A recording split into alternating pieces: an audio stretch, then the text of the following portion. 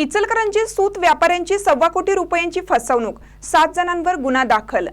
मागणीप्रमाणे सूत पुरवण्याचे आमिष दाखवून इचलकरंजीतील एका व्यापाऱ्याची तब्बल 1,21,44,370 रुपयांची फसवणूक करण्यात आली। या प्रकरणी शिवाजीनगर पोलीस ठाण्यात 7 सूत व्यापाऱ्यांविरुद्ध गुन्हा नोंदवण्यात आलाय। मनीष कुमार कैलाशचंद्र धूत वय 40 राहणार हुलगेश्वरी रोड यांनी या संदर्भात तक्रार दाखल केली आहे। पोलिसांनी या प्रकरणी पंकज अग्रवाल नावाच्या एका आरोपीला अटक केली असून न्यायालयाने त्याला 1 दिवसांची पोलीस कोठडी सुनावली आहे। पोलिसांनी अटक केलेल्या पंकज पुष्कक अग्रवाल यांच्यासह मयूर पंकज अग्रवाल, वर्षा विशाल अग्रवाल, पीयूष पंकज अग्रवाल, प्रवीण पुष्कक अग्रवाल, दिशा प्रवीण अग्रवाल आणि विशाल उर्फ पप्पी अग्रवाल सर्व राहणार कागवाडी मळा यांच्यावर फसवणुकीचा गुन्हा दाखल करण्यात आला आहे। धूत यांचा सूत आणि कापड खरेदी विक्रीचा व्यवसाय आहे।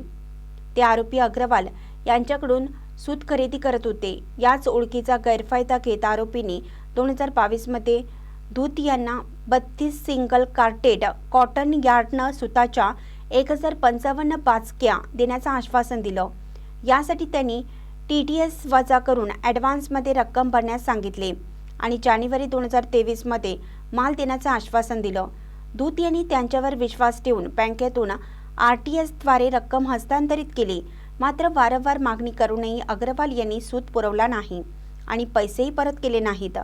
तपासात आरोपींनी बनावट कागदपत्रे तयार करून इतरांचीही फसवणूक केल्याचं उघडकीस आलं आहे। यानंतर धूत यांनी पोलिसात तक्रार दाखल केली। शिवाजीनगर पोलीस अधिक तपास करत आहेत। ताज्या बातम्यांसाठी महान करेला सबस्क्राइब करा आणि बेल आयकॉनला क्लिक करा।